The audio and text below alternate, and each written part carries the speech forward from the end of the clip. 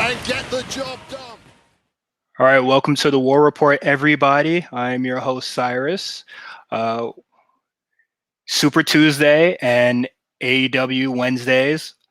I think this is the end of the Monday Night Wars not the Monday Night Wars, the Wednesday Night Wars with shows doing fairly normal, separated from each other, not really improving or increasing in numbers. So that's the ratings talk. No more ratings talk for the rest of as long as this podcast goes on. But I am joined by a special guest, two of them.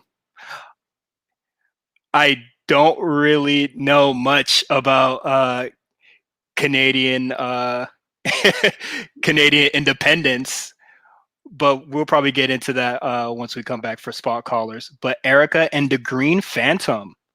Hey. Hey, man. What's up, brother? Hey, first things first, we're not too familiar with each other, but I just need to know the backstory on one thing.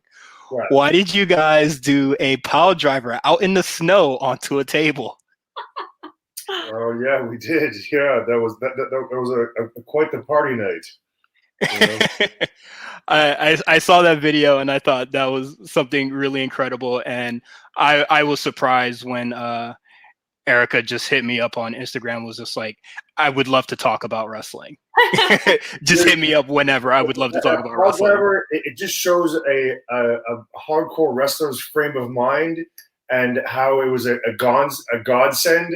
We're walking down the street in the middle or the early hours of the morning, the middle of the night, and just come upon this set up folding table, and it's like, well, what are we gonna do with it? It's there by itself, doing nothing. Of course, in my frame of mind, hey babe, let's break it, and that's what we did. The very nice man trying to gesture you guys off, and he had no idea what we're gonna do. He had no idea what's coming. Yeah, we approached like two strangers. We're like, hey, can you film this fast? It was 6 o'clock in the morning. They're like, okay.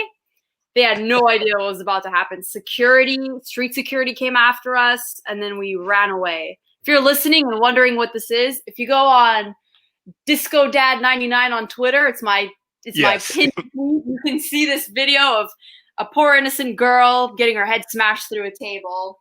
And I just really love the security guard, just like watching you guys do it, and then he sees the table's broken. He's just like, well, fuck it. Just really gave up on everything. I tried to tell him, oh, don't worry, we're professional wrestlers. We were speaking to him in French, and he basically said it in French, I don't care about you guys. What about my fucking table? In the opposite direction. That's fantastic. And yeah, if you find yourself in Canada, you go through a table. Me? Oh, I'll die. Oh, yeah. Two spinal surgeries. I'm out of there. Both of you guys are professional wrestlers? I didn't know that. No. So Green Phantom okay. Here is a professional wrestler. Been doing it 20 years. The Canadian table breaker, a legend of the Canadian hardcore style. I'm just a fangirl. I'm a groupie. Not what's the mean wrestling term that I think we're starting with? Ring rat? We're no ring rats here. Very respectable individual here. Well, before the COVID, I had started with one of the bigger Canadian independent wrestling companies, the IWS, International Wrestling. We had started doing some backstage segments, me and another girl, and then just as it was getting big, coronavirus killed all things that were fun. So keep an eye out. That's going to be coming back eventually, one day. Yeah.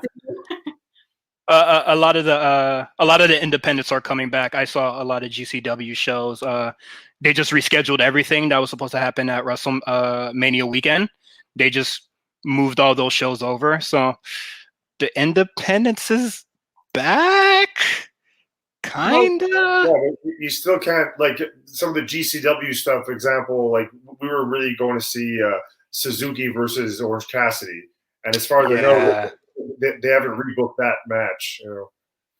Oh, I don't think Suzuki is coming to America anytime soon. Yeah. And I don't think.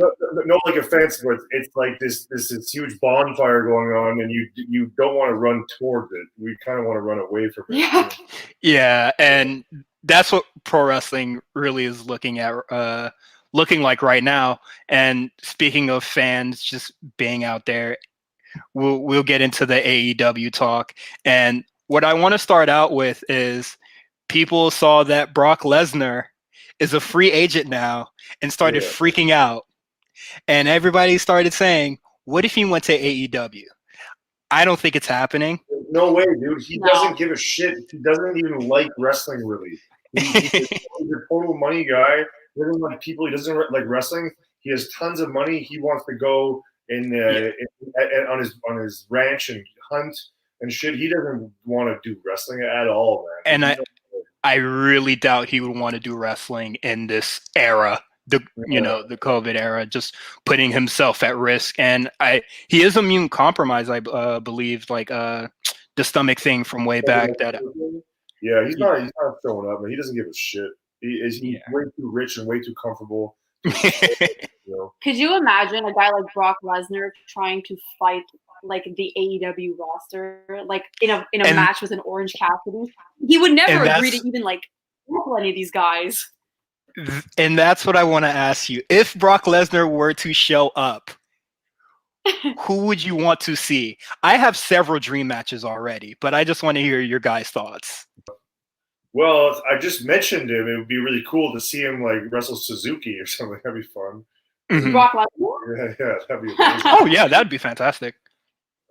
But if he joined the AEW roster? I don't know, man.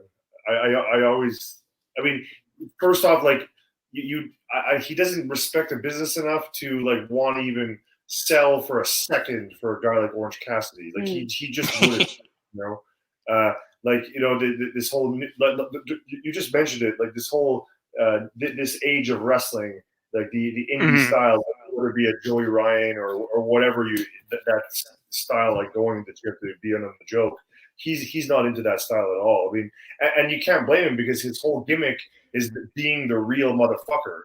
I mean, in the UFC and the NCAA wrestling, like his whole gimmick is being the real guy that could beat you up. So of course he doesn't want to sell to some bullshit. I mean, like Ken Shamrock went there with Joey Ryan because Ken Shamrock doesn't have nearly the amount of money that Brock Lesnar has. He's not nearly. I don't think Ken Shamrock really has anything to prove anymore, honestly. So I think he's seeing where the wrestling business is going, and he's just like, let me just join in on the fun because he did his time during the Attitude Era.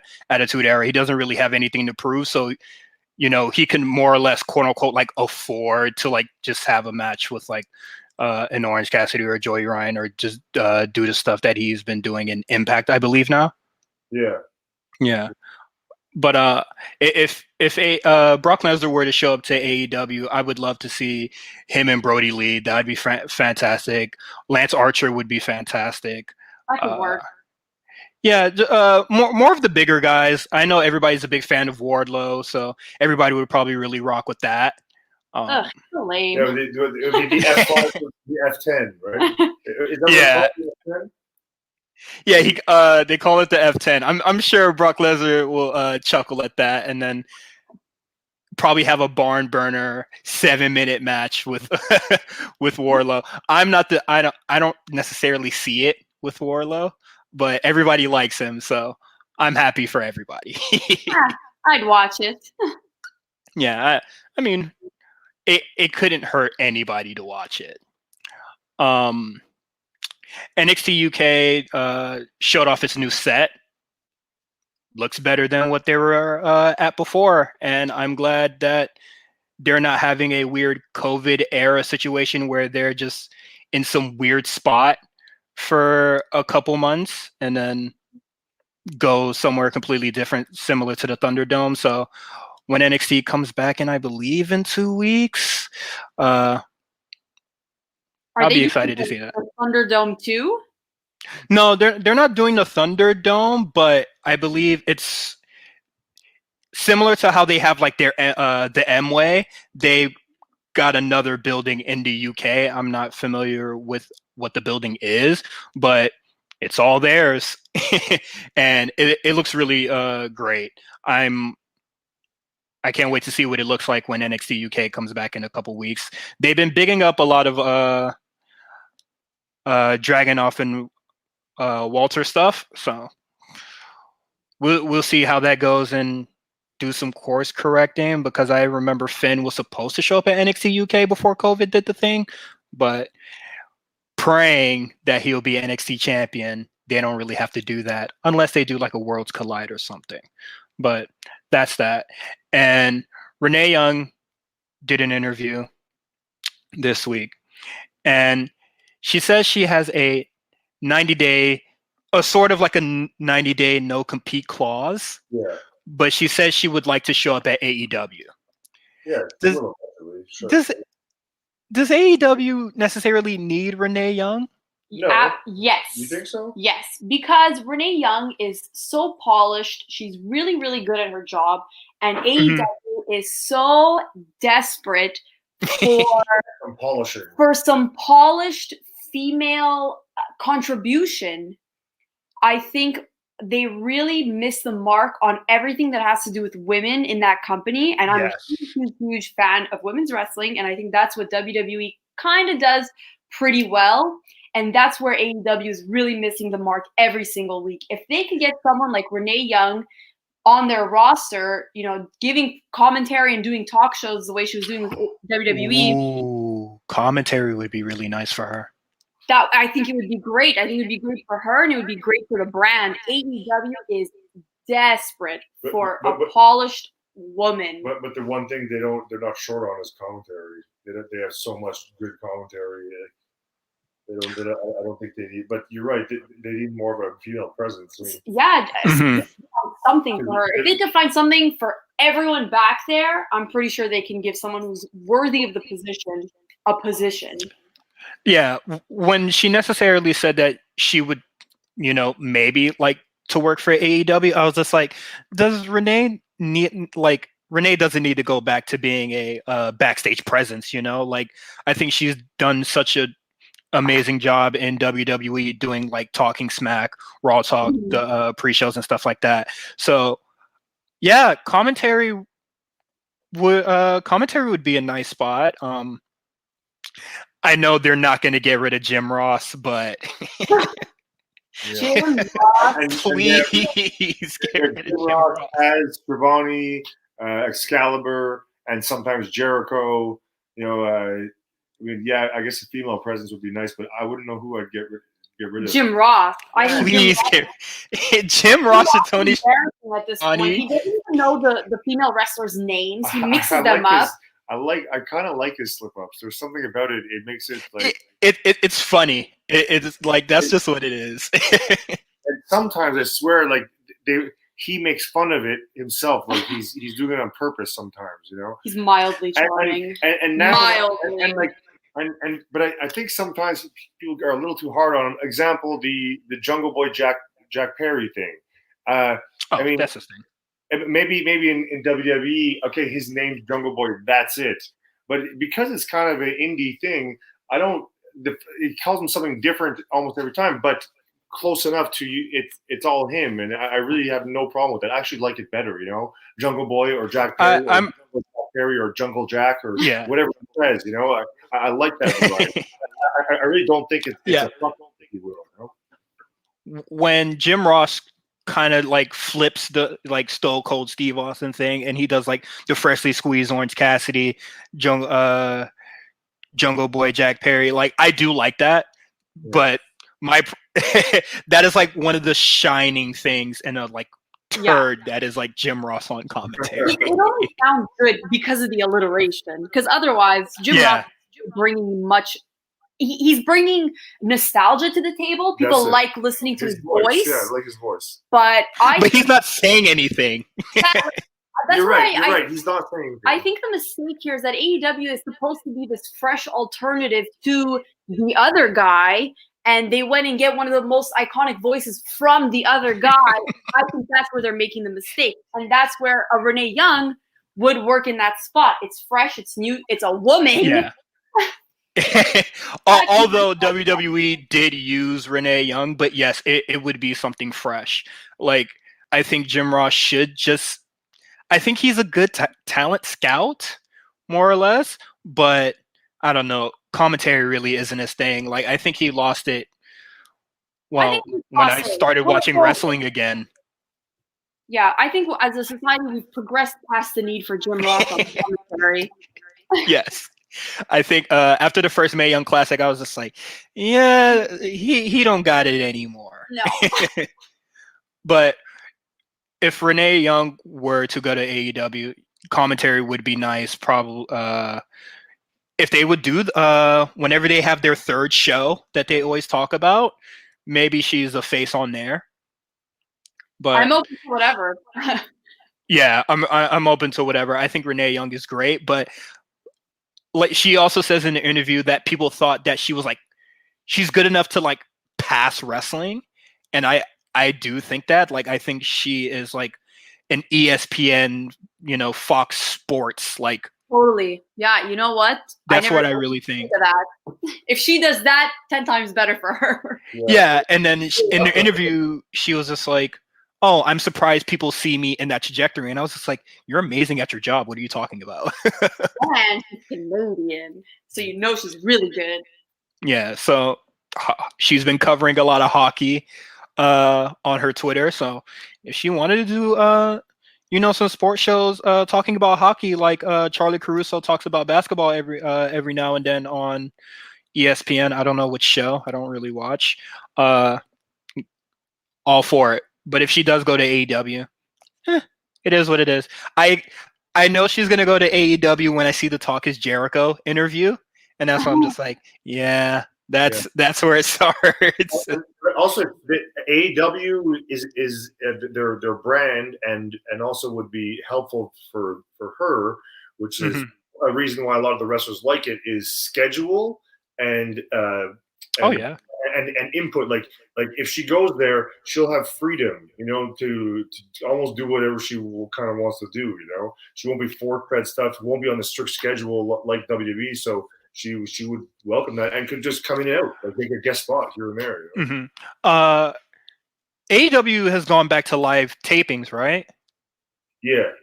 Okay, then I'm not too familiar with the AEW schedule, but she in the interview as well, she also like said she had like a huge problem with like traveling back and forth between Vegas and to Orlando for WWE, but Moxley seems fine. He does all his his pre-tape stuff, and he shows up when he needs to. And for Renee Young, it could be, she could show up like a lot less, so surely I think it could work in her schedule, and she's going to be doing hopefully she'll be doing a tour for her book or her cookbook. That'd be something. But I wish Renee Young the best. And now we're going to get into AEW this week.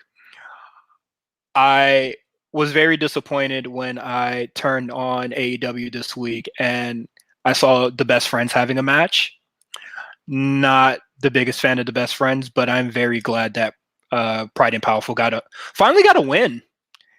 I think this is kind of a trajectory into a number one contendership, I hope. Possibly. Because for LAX, those guys for the yes, yeah. Well, what are they called? Pride and Powerful. I didn't know that was their official name. I just yeah. Santana Ortiz. Okay. Yeah, they often just like say their name outright, but yeah, Pride and Powerful.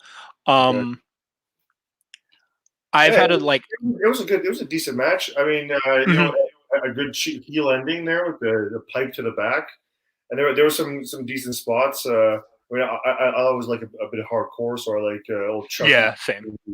Taking the chairs and whatnot. A very safe, easy bump. It looks kind of cool. I mean, the Best Friends. I mean, for me, I like kind of gimmicky stuff, and the fact that for me, we were talking about this. That's one of the best reasons ever to have a match. You fucked with my mom, man. You fucked with Yeah. So it was one of the best reasons ever to have a match, and I always like their their in the ring hug and stuff. I really enjoyed that shit. So Pride and Powerful wins, but surely they'll still be. Hopefully, the best friends will still be getting revenge for the van that they destroyed a couple weeks back. But I'm excited for Pride and Powerful to have a win. I had an issue with them just kind of being the only official tag team within the Inner Circle and not getting any wins. But L Sex Gods would win every single match that they had, and I get it because Jericho was the champion at the time when Les Sex Gods would have a match, so I get it, but I'm glad to see Pride and Powerful really come together and finally start moving forward. They kind of make themselves, not make themselves, but AEW kind of is the tag team show, and Proud and Powerful. Oh my god, am I even saying it right? I can't even speak. Pride and they're part of the Inner Circle, which is this huge, it's basically with the biggest stable in the show, and their main tag team can't catch a win. You totally have a point, Meanwhile, all these other guys are being pushed to all, so much, and for no reason almost. And people that aren't even necessarily teams. And recently they merged tag teams with Lucha Bros and Butcher and the Blade, and I was just that's so unnecessary. You're so why are you merging the teams? I don't tag teams. Wait till you see this. It's a bigger tag team. They're all about tag team wrestling, man. AEW, that's they said it from the beginning. That's one thing I gotta respect is they're on message. They said tag team wrestling is gonna be the main thing, and it really is. It's every show starts off with a tag match, and there's a couple other tag matches within the show as well. On this show, there's 3 tag team focused segments on the show. Yeah, that's it. So, AEW is very tag team centric, and I appreciate it, especially when they had the tag team appreciation night not too long ago. But AEW has always been the tag team appreciation show every night, and for us, the most compelling storyline, well, maybe the exception of the Orange Cassidy, because I love him, and Jericho is just hilarious. But it is the tag team division, the most compelling storyline. The old Hangman and Omega thing is just fantastic. How they were playing the FTR and the Bucks for a little bit.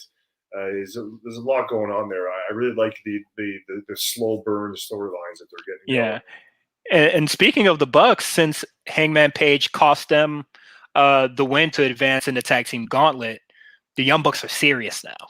They're all business. They're all business and mean. So they stole off. Didn't shake hands. Weren't all facey. Didn't pose. Didn't pose. It's good. It's slow burn psychology. It's smart. I like it. Weird because people give them a hard time. Spot monkey stuff, which is the exact opposite of that. It's the instant gratification stuff. So it isn't slow burn, but they're fast burn on the inside of the ring and slow burn on the outside of the ring. And it's really brilliant when they can bring those together, which they did a little bit a couple weeks ago when they had they were teamed up with FTR, and then they were doing each other's finishing moves with the other cool. team. So it's again, it's that slow burn outside the ring, and they're really fast inside the ring, but they mingled them together, which I find is fantastic. Yeah, and now that they're serious, they wrestle a lot. I wouldn't say a lot different, but they do wrestle differently. So I think they're starting to move away, or I think they deserve the spot monkey criticism a little bit less if they keep this up, because I didn't see a lot of the spot stuff in this match. Yeah, they always have some shiny spots, always, but you're right about that. They've reined it in a little bit, and I really believe that's because of a presence of a Jericho and a Cody, and even with Arn Anderson and whatever Tully there, all these older school guys with success. Respect. even a Jim Ross, just being around these people, it rubs off. And because a few weeks ago, I guess by now it's a few months ago, but there was a story about Jericho let like the locker room have it. Talk about this tag team psychology. He everyone dissed it out, and really since then it's improved tremendously. Like sometimes I mean, unfortunately, because it's not so polished, you see as a worker, you see some botches in there, and you see that the ref has been instructed to keep the shit straight. And I caught it a couple of times where the wrestler, and it was a botch, the wrestler thoughts like wanted to go on a pin, and the ref said, no, you're not the legal man, and they actually went out and tagged and came back in, and the reason it was a fuck up because it's not like the other guy came in. No, he just tagged it and went and pinned him again like right away. But it was silly. Anyway, it's like that's when the Lucha Bros were really getting that criticism. That criticism about like them not not holding on to the ropes. Like they're really just in and out, which is kind of how it is for a lot of lucha matches. Like there isn't a lot of tags. Yeah, in and out. It's the tornado rules. Among guys in, guys out. Which people style. I like it. Just different. Yeah, Erika. I'm here. I'm listening. This is a great conversation. Okay. No thoughts on the Bucks in this match. Well, they get the win, and it will be Young Bucks versus Jungle Express on All Out. Which this match had a weird stipulation, but I thought the match was cool. What is the stipulation? Like, what are they? Something? Like, what are they wrestling okay. for? So I thought it was weird as well. So I had to ask Twitter, but it's an 8-man tag, and whoever wins the match will face their tag team partner. Yeah. Yeah. So, but what do the Bucks like? If the Bucks win, what do they get out of it? Or if Jungle Express a match against the Young Bucks, a match against Jungle Express. That's what they earned. They basically earned a spot on the card. Okay. I don't hate it. I don't hate it, but I didn't catch it at first, so when it was told to me, I thought it was super silly. Yeah. They could have just booked the match and then did it. Yeah. See, but this is where AEW kind of, I think they miss, like here's this match that's on the main card that we're kind of trying to figure out why. And then you've got Britt Baker and Big Swole who have a tooth and nail match. They make a whole big whatever that is. They make the main card. Like that's where they really fucking miss, We're gonna talk about that once we get to the All Out card, but we're gonna get into the FTR segment with Kenny Omega and Hangman Page, and Hangman Page looks like he hasn't slept in weeks. I love this storyline. The drama, like the slow burning days of our lives, soap operas, like that's what I love about wrestling is when it's so ridiculous it doesn't even make sense. I think it's great, Hangman has kind of gotten himself into a position where he's alone now, He thought FTR was going to be his friends, and they've turned on him too.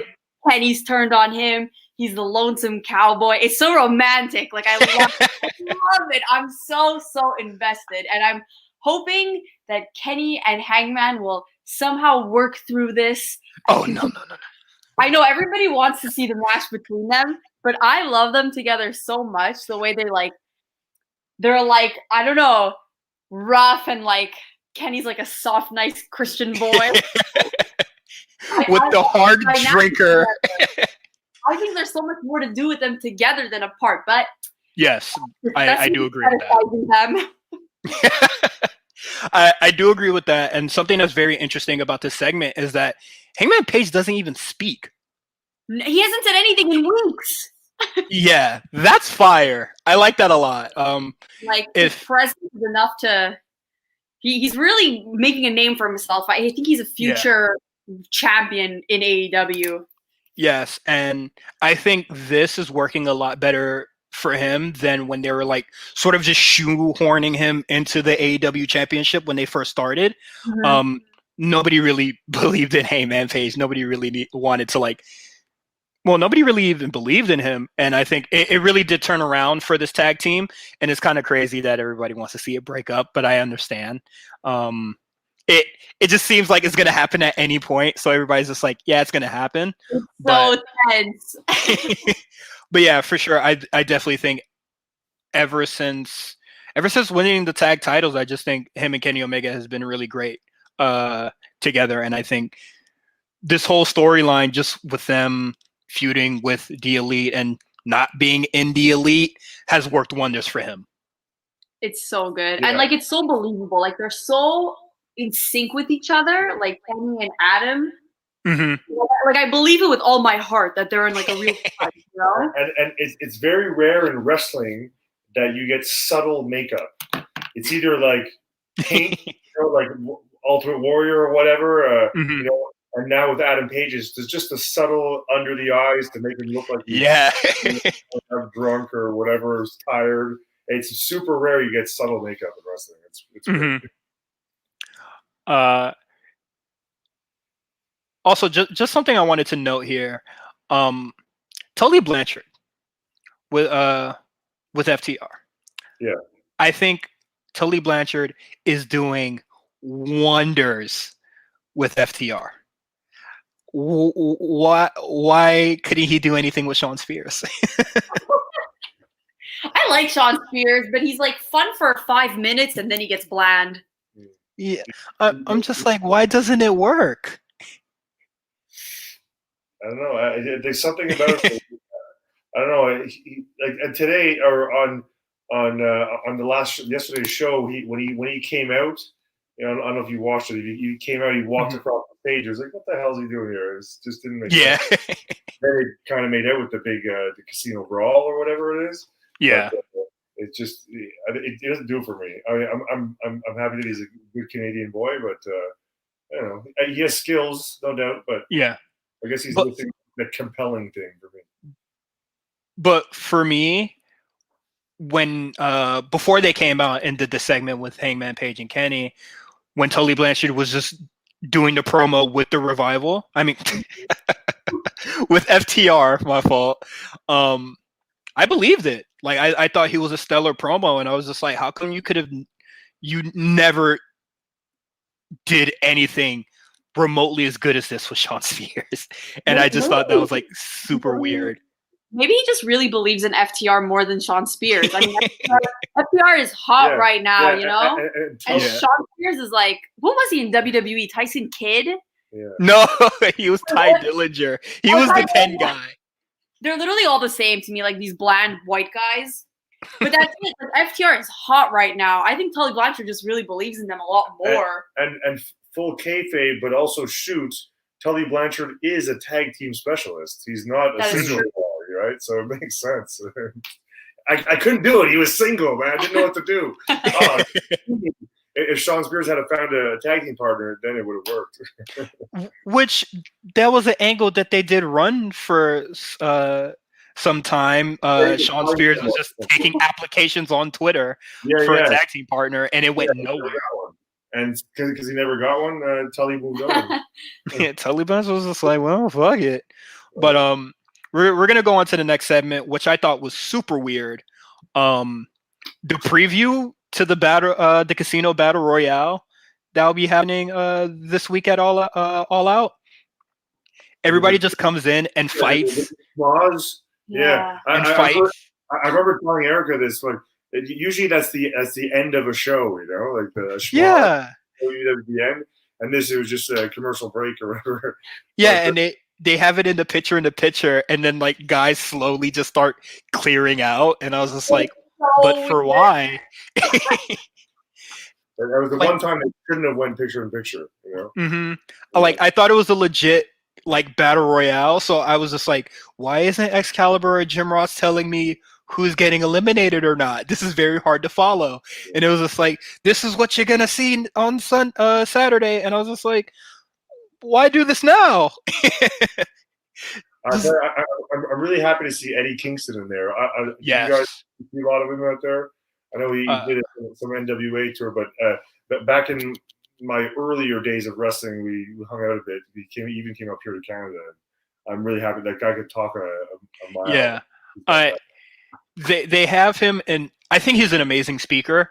But as far as being this, like the voice for whatever his stable is currently called, with just the group of tag teams for some reason. But I hope he still is a wrestler and isn't just on the mic, because I do think he is a phenomenal wrestler. Yeah. I think Eddie Kingston is fantastic.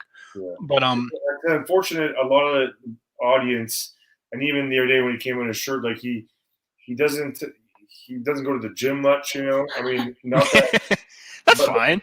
It doesn't take away from me believability, you know, and marketability. But there's certain elements that do think that a lot, you know, that you need to look more the part. He talks it, and his face definitely looks it. Sometimes his body not so much. But I mean, I love the guy, and his skill is phenomenal. You know, I mean that's the reason he didn't go to WWE is because of his that look. I mean, I remember Mike Quackenbush was pretty upset at him. He was pretty angry at Kingston because he got him at his tryout, you know, after a while. But did he have the physique? And he showed up not in the shape that he at least said he would get into or whatever, or nowhere near what WWE was looking for, you know, which is because, I mean, you get a guy like Kevin Steen, but that's a once in a generation type of talent that can get by without that look. Everyone else, they have that look. If you don't have it, they don't want to give you a second look. Yeah, and same with Keith Lee. Like I think they have like the special physiques, I will say. Exactly. And I guess, you know, he just wasn't the physique that they were looking for. But I think he's stellar on the AEW roster. Hopefully they don't just, you know, keep him in the speaking role. I think he's a phenomenal wrestler. So hopefully we get to see him back in the ring soon. Hopefully challenger Brody Lee or something. Like, I definitely think him and his stable is, I don't think they're as big as the Dark Order, but surely they can give him a run for their money. Yeah. Well, actually, you're going to see him because I think he's in that Casino Battle Royal. It's not just his team. I think he's. Oh, okay. I think they mentioned something like that. Like they're a quarter of it because it's like there's 20 men and they're 5. Oh, okay. I didn't see him scrapping in the brawl, so I was like scared. But obviously it won't be much wrestling. I mean, most of the battle royal is just punch kick, you know. But you know, AEW because of their indie experimentation, if you will call it that, you'll get a unique spot or two for sure. Something that there's always something neat that happens, like this move onto a bunch of guys or something, you know. Should be it should be something interesting, like similar to the Casino ladder match that happened at Double or Nothing. That was a very unique match. But now we're gonna get into the women's match here, which probably the longest women's match that has been on AEW in a very long time. No comment. No comment. It's like so disappointing. It's like, how many times can we say the same thing? You know, like, oh great, another 90-second match. Awesome. Thunder Rosa came out with damn, I don't have her opponent's name on my notes. But she said, I ain't doing no 3 minutes. She got a commercial break and everything. Of all the AEW women's matches I've seen on Dynamite, there was one of the top ones. There's usually a few botches in every AEW show, and usually it's in the women's matches, at least a good portion of them. And this one was Chris. It was solid. Well, Sabrina Dean's been wrestling for about 15 years, they said. And they've probably wrestled each other a bunch of times too. Mm-hmm. Maybe after this, I'll like see her cage match and see where she's been. But stellar match. Like, it got a commercial break and the match was still going. Shocking. I was very surprised when Jim Ross said we're gonna go into a commercial break and the match didn't end. So I thought this was really good. Hikaru Shida, watch your ass, man. Cause Thunder Rosa is a phenomenal wrestler. I think Thunder Rosa is like really hot right now. I mean, Mhm. Shida, I mean, it's not her fault. It's the fucking booking that sucks of ass. Yeah. She's like losing her momentum a little bit, and I think Thunder Rosa is gonna come for that title, and she might actually win it. And I think it I'm would be hoping good for that. AEW, you know, like Mhm. Shida's really good, but they're not giving her justice. They're really not doing anything with her. And what else? That's AEW. Yeah, as far as like ever since she's really won the title, she's been very vocal about wanting more challengers, wanting more women's matches or just opponents general. And the last match that she had was, well, the last match that I really remember was her versus Diamante, and she beat her in like, I guess like 7 minutes. And I was just like, well, you just lost the challenger for the pay-per-view. You know, like you already beat her. So since then, she's just been in the crowd just watching. And I was just like, you have to do way more than that. They didn't even put her in the tag team women's tournament. They didn't even give her a partner. Yeah, I see. Like, that's what I don't understand is like, who do they want? I don't even know how to phrase it because it doesn't even make sense in my head. Like, who do they want being singles or like because they're not like really sticking to the tag teams. Mm-hmm. You know, like they're supposed to be like this big tag team TV show, and the women's tag teams is like it barely comes up. They didn't even make the TV. They don't mention. They don't. The finals didn't even show like get a spot on the show. It really leaves a bad taste in your mouth if you're a women's wrestler or a fan of the women's wrestling. You know, like you're literally told like you do not belong on our TV show. Like you can be on our YouTube channel, but you're not going to be in roster. You could be on our YouTube channel, but not on our YouTube, like the YouTube show that is constantly referenced on the show. Yeah, which is like insane to me. So unorganized, you know, and like I'm really disappointed in Brandy because she's supposed to be some chief officer of whatever, and all she does is, you know, kind of like look at me and my little action figure. Like, congrats, maybe you got an action figure because you're married. But Hikaru Shida didn't get one. Diamante didn't get one. Maybe not a million other women, but there's other women who deserve an action figure. But with that aside, that's like so petty, you know. Like she got an action figure before Britt Baker, and I think that's insane. Like it doesn't make sense, you know. So it's like Brandy's position, the way she sells herself, does not match up with what she's actually doing. She got that figure because she was the first woman figure in AEW. Right? When the whole signing and all started, there was no other women. She was the woman figure. Britt Baker, although was signed, she only came to prominence afterwards. Yeah, and I think that she is probably one of the biggest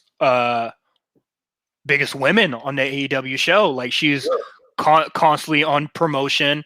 When TNT was running the ad break, she's in it. No other women's in it. And I think she grew on me definitely like over time. Yes. Like I thought she was super cringy. She's a very green wrestler, you know, like she's not exactly like amazing. Yeah, but I definitely think she's getting better. She's funny. Like she makes me laugh my ass off genuinely. Like she's ridiculous. And it's captivating, you know, like it's 10 times more interesting than Brandy and oh my god, what's Allie. Like what's going on there, you guys? Britt Baker is pretty much in AEW anyway, the female MJF.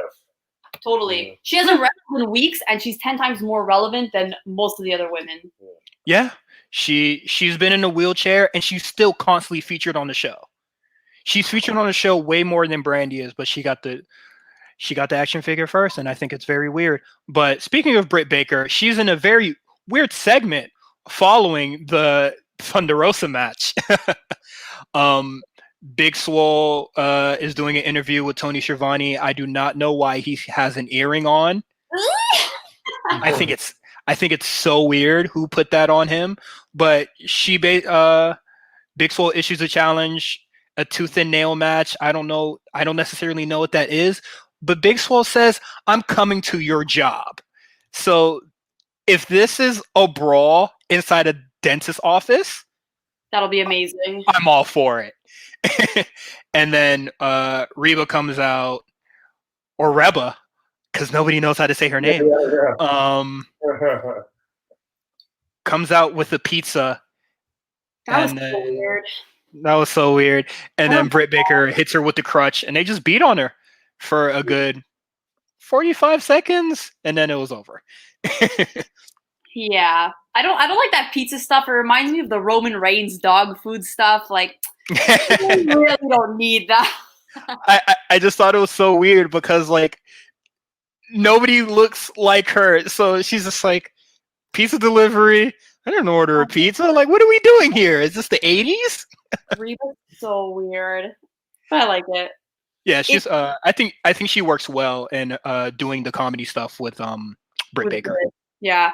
If the tooth and nail match is like a pre-taped dentist office match, I'll forgive it for not being on the main card. Yeah. Otherwise, I have what do you call it when you want to fight someone? AEW. Just handing out phase at the AEW. I mean, they're letting fans in, which I feel like is insane. But hey, man, just hop the barricade. We're gonna stop you. I don't see any security. Definitely don't want to be in Florida right now. I don't want to be here.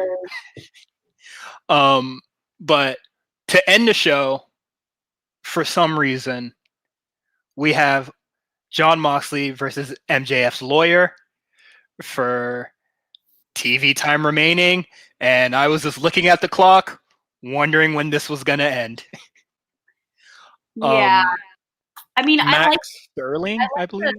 The campy aspect of that, like, you're gonna fight my lawyer. Like I love AEW stuff because it's kind of silly and campy and very like circusy.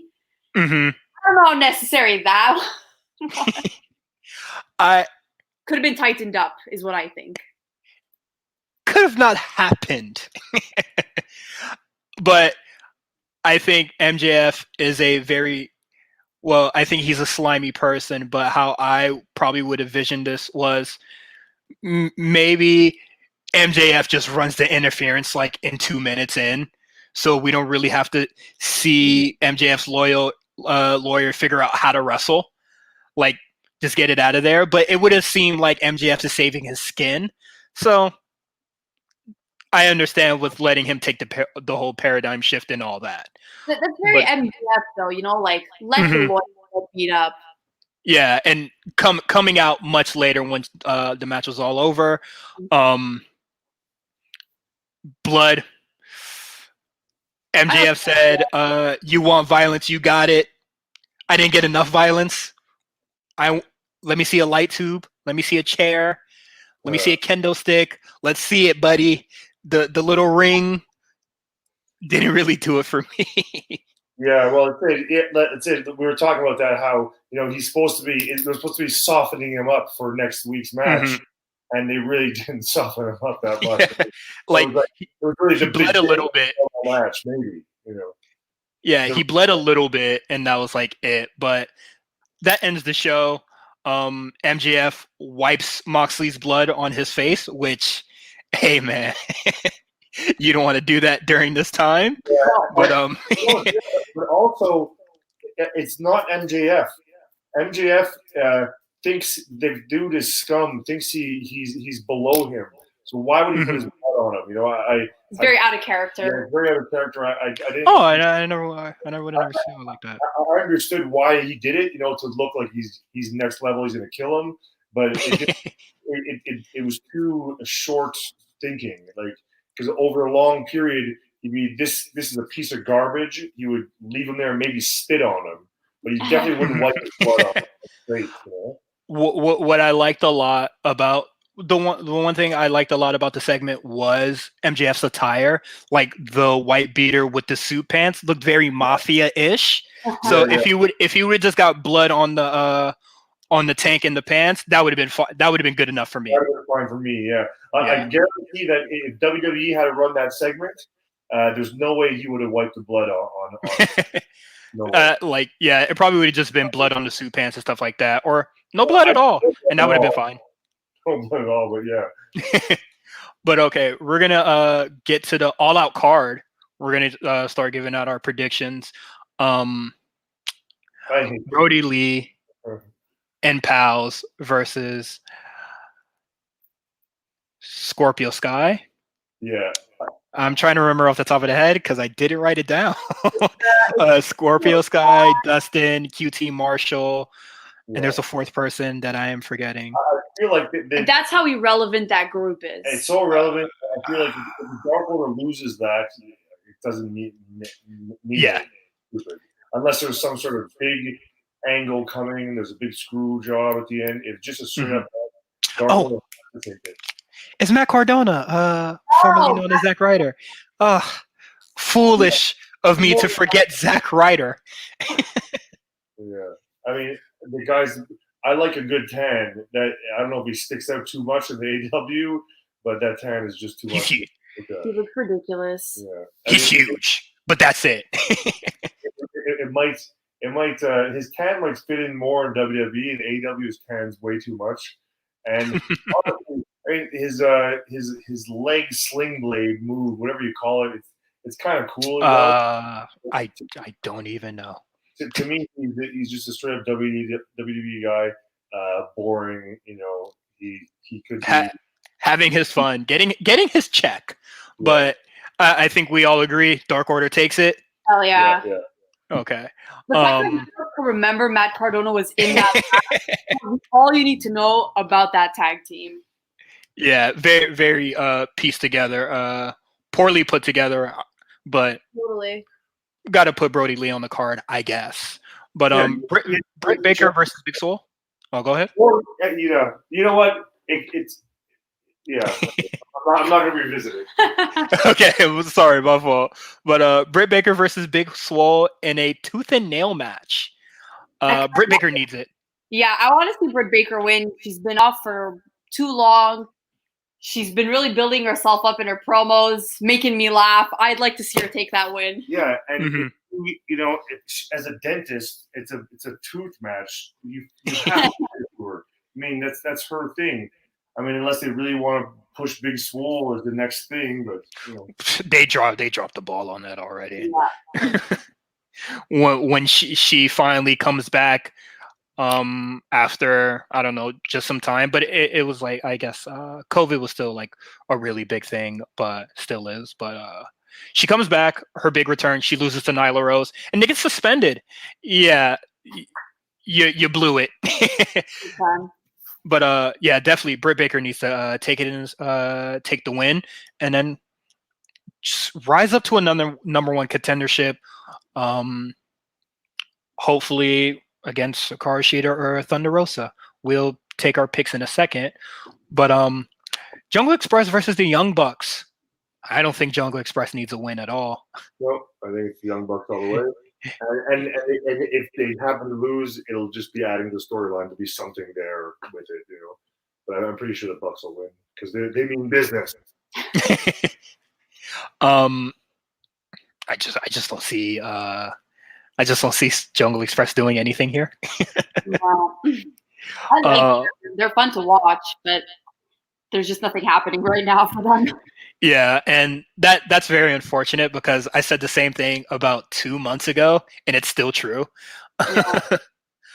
It seems like they put some spotlight on certain teams every now and then, but it looks like Jungle Express is just like they're doing good and they're just kind of sticking on that line. They're not going up, they're not going down, they're just right there, right in the middle. Mm-hmm. I view, they had high hopes for Jungle Boy, and sure, he's a young talent. I think he'll be fantastic in the future. But right now, they just have him in the slot of you need a championship match this week, so you're gonna wrestle Jungle Boy. Like we need a match on the show against a champion. Get on the show, and It happened with Jericho. It happened with Cody. I don't think it happened with Moxley yet, but it might eventually happen with Brody Lee, where Jungle Boy is just there to just get his head chopped off, but hopefully look good in the process. But hopefully he, exceeds past that in the future. And I said that 2 months ago, and it's still not true. He's got a big career ahead of him. It's just, it's going to be a long time. Yeah. Not Jeff Hardy, Matt Hardy versus Sammy Guevara in a Broken Rules match. Loser leaves AEW. I believe that's what the stipulation is. Oh, is it? Yes. Sammy. Yeah. I don't think Sammy Guevara is anything special, to be honest. He hasn't done anything to impress me very much. I don't either. Loser leaves AEW? I believe so. Let me go on the website real quick. I think it might be because that spot that Matt took not too long ago, that just left his head bloody, might have been a little too much. But I believe that's what the Broken Rules match entails, that it will be a loser leaves AEW. But where is the All Out card? I like Matt Hardy way more than Sammy Guevara. Matt Hardy's 10 times more interesting. Yeah, but Matt Hardy's older, and I mean, I'm not sure if he wants to stick around forever either. And he does have a family, that's it doesn't mean he can't come back because this version of Matt Hardy will be AEW. Another incarnation will come back. True. So he's really going to come back all he wants. Okay. AEW website won't tell me what the Broken Rules match entails. Funny names, or like cool names, but doesn't tell you what the match actually is. Yeah. There's something very AEW about that. Yeah.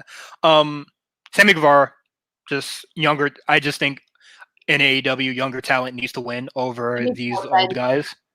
I can't necessarily say I like Matt Hardy more than I like Sammy Guevara, but I think Sammy Guevara needs to take it, whatever this match is. All right, it's Sammy. We have the Mimosa Mayhem match, which I know the rules for this one. Jericho in Orange Cassidy 3, and winner is pinfall, submission, or throw your opponent into a vat of mimosa. Yeah, I think Orange is going to win it by pushing Jericho into the vat. Absolutely. This is amazing. I'm so excited. I'm excited. I mean, it's Jericho gets flack, the stadium stampede, and now and I just think it's fantastic. I love gimmick matches. They're so ridiculous. Yes. I think AEW gimmick matches are some of the best stuff. I like the stadium stampede a lot. I loved it. Yeah, it was silly. It was dumb. That's all I need from pro wrestling. Yeah. The line over, the painting the line over Jericho, it was like the most cartoon, amazing, stupid thing I've pretty much ever seen in wrestling. Yeah. And Orange Cassidy being one of the few like new talents in AEW or like rising stars in AEW to pin Jericho. Yeah. So this is basically their rubber match, and I think Orange Cassidy just needs to take this to just soar into new heights. Yeah. I don't know what those new heights are. Yeah, but I'm very unsure, but it needs to be that. Jericho doesn't need to win, at all. Doesn't. But Orange Cassidy would do wonders for his career. Already, it's done wonders for his career. I mean, he's so over with tons of people. It's great. Anyway. I think this feud that Orange Cassidy is having with Jericho, yes, it is working wonders, and this is working way better than the Jericho feud with Jungle Boy, where it was just like, I'm gonna beat the shit out of you, and it was just like, you probably can't beat me in 10 minutes, and whatever the hell that was, and then it kind of just ended. Yeah, they're both gimmicky kind of guys, like Jericho and his Le Champion, Cassidy and his absolutely nothing. Like the way those two forces When they come together, it's so amazing. Yeah, I think this is working really well. Everybody loves Orange Cassidy. I don't know anybody that doesn't. Everybody says that the joke is going to get old soon. It hasn't yet. It has not. So yeah, Orange Cassidy takes it. Thunder Rosa versus Hikaru Shida, AEW Women's Championship match. Could go either way. I think it would be more interesting if Thunder Rosa won. Mm-hmm. But her like belt's not on the line, so it isn't a championship versus championship match. Yeah, it's not. So I don't think she'll win. Who, Thunder Rosa? Yeah, I don't think so. Aw. I think she. I don't think she will either, because since a lot of promotions are coming back, NWA Power might come back, and I don't know if they're gonna schedule anything to have Thunder Rosa show up on both shows. Yeah. But I need Thunder Rosa to take it. She shows she's a boss by having a match longer than 5 minutes on TV. Final answer. Thunder Rosa, final answer? Yeah. Sure. Okay. Not Thunder Rosa. Not for you guys. Huh? 2-1 on Thunder Rosa. At least we finally disagreed on something. Hangman Page and Kenny Omega versus FTR for the tag team titles. How are y'all feeling? You never know when it's going to break. You know, it's going to break eventually, and it's super believable if they break now against FTR. You know, because the temperature is rising, and it's been slowly burning for a while. I think this is it. How long are you going to burn for? You know, I'm curious. That's the one. That's the one that, in all sense, like in WWE, it would totally be FTR that would win for sure. They might burn it more. You know, they might go longer. I would like that. I think FTR is going to take it just because of how wrestling works. Yeah. But I would prefer Hangman and Adam keep the belt. And I'm always a long running champion, especially if one gets a bit healer. Like, you know, I've always appreciated really long reigning champions, and this is a perfect opportunity. You know, they didn't with the heavyweight title. They pretty much got off Jericho pretty quickly. I would have preferred Jericho still had it today, but he doesn't need it. But so because AEW is the tag team wrestling, you know, I think it's important that they hang on those belts a little longer. Totally, and I don't think it's getting old. You know, like I'm not tired of the storyline. Like, switch champs already. Yeah, I think they could go a little longer. I mean, we've been enjoying it up till now. You know, why should go? And there's so many ways it could go. You know, with the Bucks there, you know, the Elites. Hangman Page isn't that he got officially kicked out of the Elite, whatever. You know, they could come and maybe try to do something, but it could backfire. You never know. There's just so many dynamics. It's so juicy, the drama. It's so juicy, and it's amazing. Like, there's so many ways it could go because of the slow burn stuff that it's honestly unpredictable. And the wrestling's good. Yeah. Yes, Hangman and Kenny exceeded my expectations as like a tag team. I didn't think they would mesh this well together, but I'm gonna go with FTR. I'm sorry, I do agree with the slow burn, and I'm not tired of the story either. But I kind of want my instant gratification for FTR to have this title. But the story doesn't have to end once they win. Yeah, no doubt. Or once they lose the belt. So I'm still going to go with FTR, and the story continues. Let Hangman and Kenny lose it. Just go batshit insane. I put the idea into the universe of Kenny just absolutely losing his shit and joining the Dark Order. Oh, that would be so cool. Like, but it seems that it's kind of like, because I thought that Hangman. I feel more like Hangman would join the Dark Order. Yeah, but that's cool. That's why it would be funny if Kenny would do it. But I thought that Kenny would get abandoned by Hangman Page to, you know, align himself with FTR, like, or just like hang out with them more. But it seems like Hangman is just getting himself like isolated out. So maybe when he's like down and out, probably rack up some losses. Wins and losses don't really matter. Rack up some losses, and then he gets approached by Brody Lee, or like a Colt Cabana or something. And he'd be like, "Hey man, let's turn this shit around." Could happen. Could be that could be something. But Kenny Omega, like him stepping away from hanging out with the Young Bucks all the damn time, him feeling alone because he doesn't drink alcohol. That's where I thought that Kenny might felt like he was isolated away from Hangman Page and might join the Dark Order. But now I want either one of these boys to join him. It's like that's how it's a good story. That like no matter which way it goes, it could be pretty darn enjoyable. I definitely think that this story is probably the most compelling to me on the AEW show. But now we're gonna get to this main event. Hopefully, should be Moxley versus MJF for the AEW Championship. Where we MJF? No, I would say because again, I like champions to reign forever. I'm not a huge Moxley fan, but I'd like him to hold on to it longer. But MJF is still pretty damn young. To be the face of the company so fast. Stranger things have happened, but I think it's pretty hard. A pretty hard sell.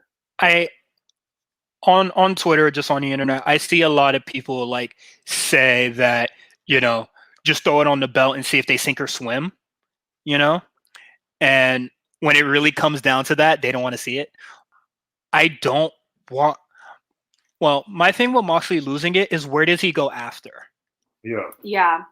That's my problem, because like if MJF takes it, the sky's the limit with that, But Moxley loses, I don't see him going down to the mid card wrestling, Luchasaurus or Dark Order guys anymore. That's not a problem, but I just don't see it for him, So that's why I'm gonna go with Jon Moxley here, because I just don't see what you do with him going forward. Yeah, I think that's the problem with Moxley from the beginning, is that like without the belt, not that he's irrelevant, but it's hard to place that guy. Like I when I think about it, like I have no idea what to do with Jon Moxley. I would say he holds the belt for a little longer. I don't know. Like, where does he go? Either way. Like I like this campaign that MJF is on. I think he's really selling it really well. But to take the title off Moxley right now, I don't want to say like he doesn't deserve it, but it's like not necessary at the moment. Yeah, I agree as well. And until they like kind of like flesh out the mid card a little more, I can't vision an AEW without Moxley right now. So I don't see Moxley like forming a tag team or like going for tag team belts or going for the TNT championship. So I'm just the future is uncertain with MJF winning. Although I do think he is probably one of the stars that AEW sort of birthed. Even though I know a lot of people were a big fan of his stuff on the Independents. The only thing I've seen of him on the Independents was Joey Janela Spring Break 2 during the Clusterfuck Battle Royale. And that is not an impression. that didn't really leave a good impression on me. But yeah, I'm gonna go with Jon Moxley here. Jon Moxley, final answer. All right, sorry MJF. Maybe TNT Championship in your future. I mean, why the fuck not? Yeah. Well, I can see that. Yeah. We went over time, so I'm gonna kind of like blitz through NXT real quick. Thank you for having us on. This was a great pleasure. I'm always down for some AEW talk. I'm always down to talk some shit about the women's division because I love it. So thank you very much, Cyrus. Thank you to everyone that listened, and hopefully we can do this again. All right, no problem. Thanks for having me. It was a pleasure talking with you, brother. If you want to follow me on Green Phantom 514 on Instagram, go for it. or Twitter or Facebook. Nice talking to you, brother. Get with the green. New NXT champ.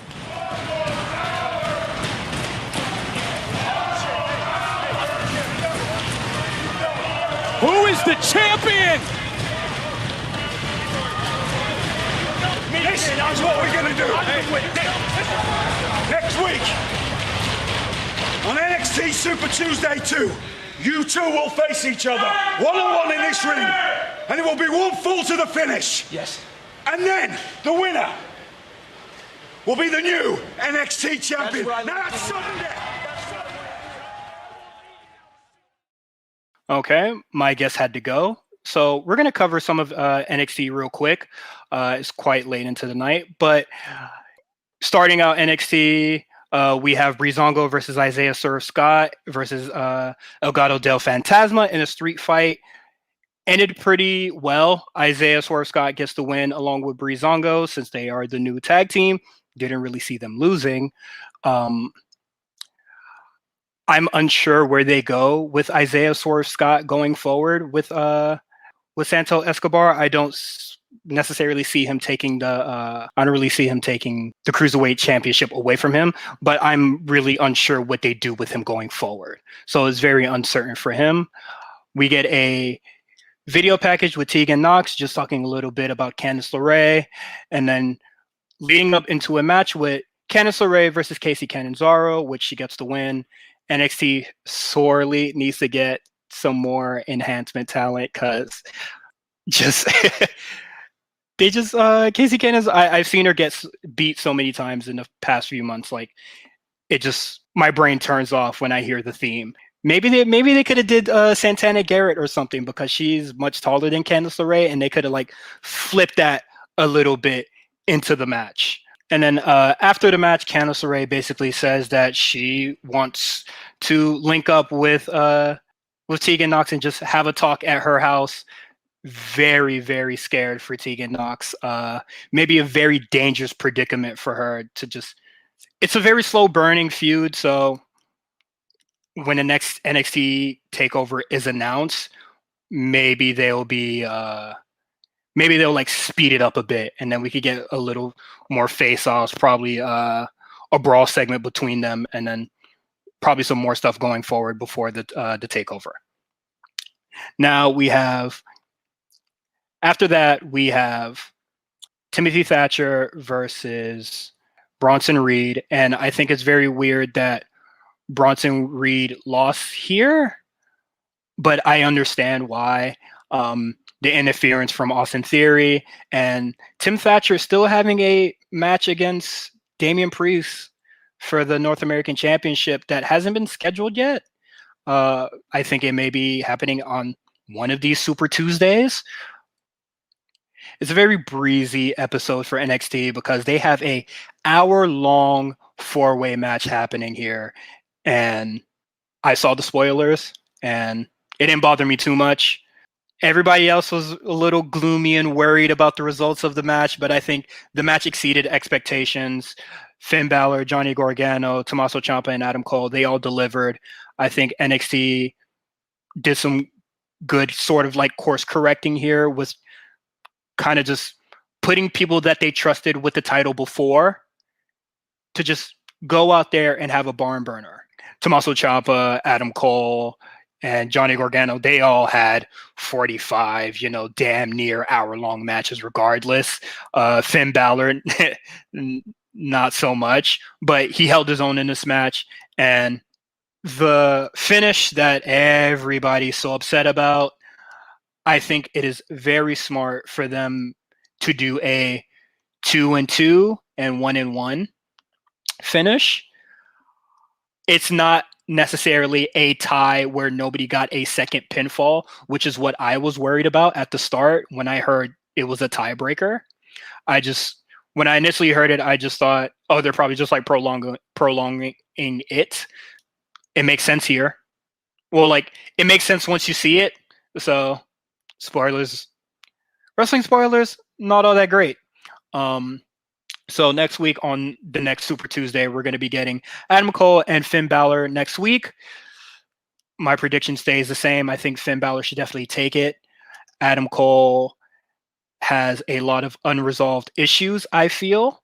And as his NXT curtain call, I think after losing to Finn Balor, may be some disruption with the Undisputed Era begins, because we haven't really seen them interact since the Pat McAfee thing, where Adam Cole more or less distracted Kyle O'Reilly and Bobby Fish enough to lose their tag team match against Imperium. So maybe that is something that they want to, start that story after the Super Tuesday match that happens, or maybe Finn Balor doesn't get a super clean finish and that the Undisputed Era plays a part and probably distracts him and costs Adam Cole the match for, gotcha back and shit like that. That is NXT's episode. All I know for next week is that Finn Balor and Adam Cole is going to be next week. So I think we will have a lot more than just 4 matches on the show this week. And we're going to get into Last Rites. Last Rites, didn't get to read them last week because we went over time. We went over time again, but I'm just going to skim through and read some of these. So some of these are from last week. And Seth Superkick sent in 2.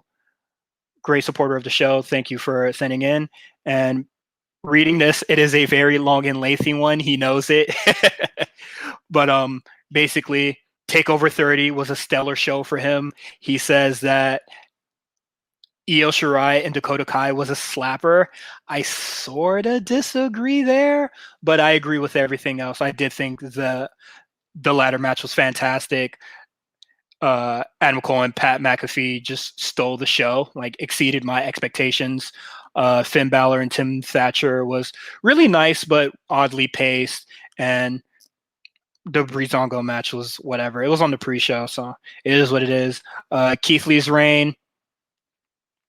Yeah, it's sad to see him go, but look at the amazing stuff he's doing when he leaves. Doing amazing stuff on the main roster, getting a win on Randy Orton on Sunday, and just really good stuff. And him talking about the NXT episode that week, has no idea what to do with Mia Yim and Shotzi Blackheart. That match, I think that Mia Yim is on her way out. Me and Chris said it on the last episode. Couldn't wait for Super Tuesday, and Shirley probably can't wait for the next Super Tuesday. And I'm going to read his other message from this week's episode of NXT. The street fight furthered 2 storylines. I do agree. I don't think Santana Escobar and I don't think Isaiah Swerve Scott is going to take it off Santo Escobar, so there's no worrying about that. But maybe we start getting Elgato del Fantasma versus Breezango in the future. I don't know how they would want to work that, but probably just jump him in the parking lot, and then that could spark whatever feud. You know how NXT goes. Seth agrees here that it is a very slow burn approach with Candice LeRae and the Tegan Nox feud, where they didn't even have a face-off yet, and we might see something. We might see something next week on Super Tuesday, probably just like Candice LeRae showing Tegan Nox showing up and possibly fighting in the house. I wouldn't be opposed to that. I'm not a big fan of Bronson Reed being stuck in a feud with Austin Theory either. I think he is past that. But since Dexter Lumis is out, somebody has to sub in. It sucks that it couldn't be somebody like Kushida or something, because Kushida does work well with bigger guys, but it's Austin Theory here.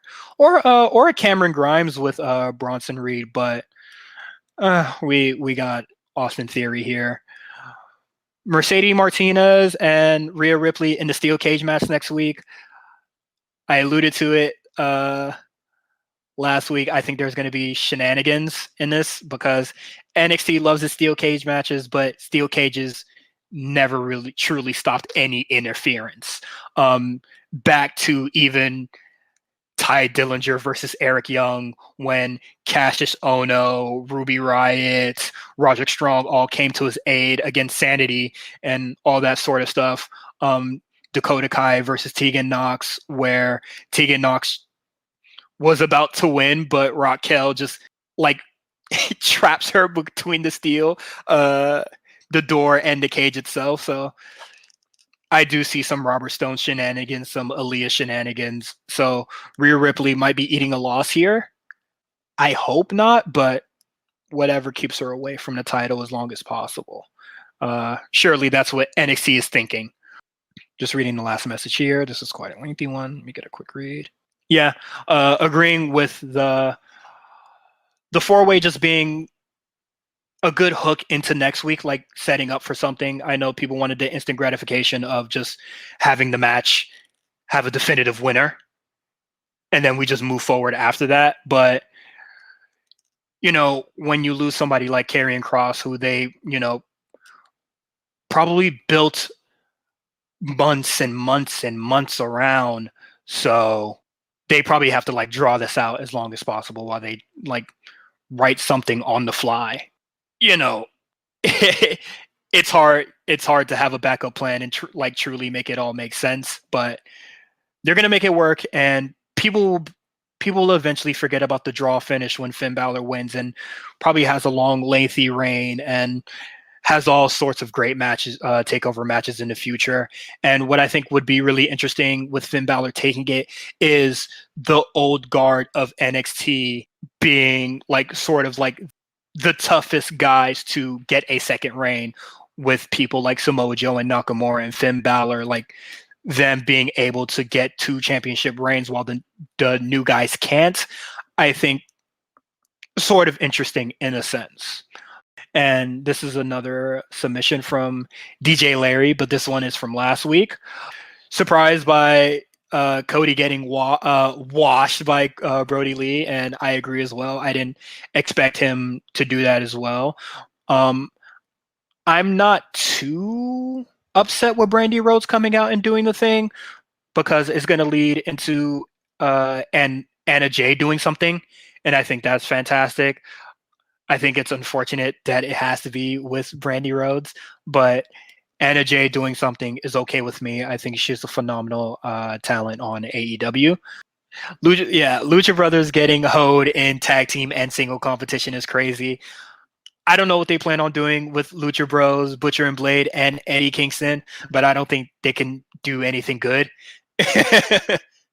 And just to wrap it up here, DJ Larry, this being from last week, but sending his predictions for All Out, he hopes that Moxley jobs out Miz's spoiled baby brother. And I think that's I think that's pretty much the sentiment. You heard it with me, Erika, and the Green Phantom. I don't think MJF is going to take it, because I don't know where Moxley is possibly going to go in the future. And Priest and Thatcher is going to be heat whenever that happens, because I don't think it's I still haven't seen the tweet where it's scheduled yet, but I do think it's going to be a barn burner as well. Should be something. I don't know how long this Super Tuesday is going to run for, but if it doesn't happen next week, maybe the Tuesday after that, because I don't really know how long they can hold this out for. But that's it for the War Report this week. I've never done a podcast alone like this before, so this is very awkward for myself. But we have a new episode of the A Show 150. Very proud of those guys, Justin and Meals, doing 150 episodes. Hopefully we'll get there. I'm pretty sure I even have the wrong episode number on this StreamYard recording, but I'm glad to be on the show with them, saying all wild predictions that come true, starting all the way back to when I said Rob Van Dam is going to show up in 2019. But shout out to those guys. We also have a new episode of The Writer's Room with Armand and gang, and they talk about what happens if Shawn Michaels never broke his back. I wasn't watching wrestling around that time, but Meals did say something interesting on the podcast about if Shawn Michaels never broke his back, he never opened the wrestling school, and he never trains Daniel Bryan. And in a world where Daniel Bryan isn't trained properly, or he is possibly some different form of wrestler, doesn't sit right with me. So I think it is A-okay in the world with Shawn Michaels breaking his back. A back injury ain't nothing. I've been through 2 spinal surgeries. It ain't that bad. Look at Shawn Michaels now. Sort of looks both ways, but it ain't all that bad. But thank you for listening to the A Show. Not the A Show. The War Report.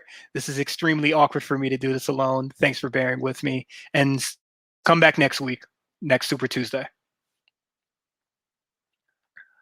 I have so much editing to do.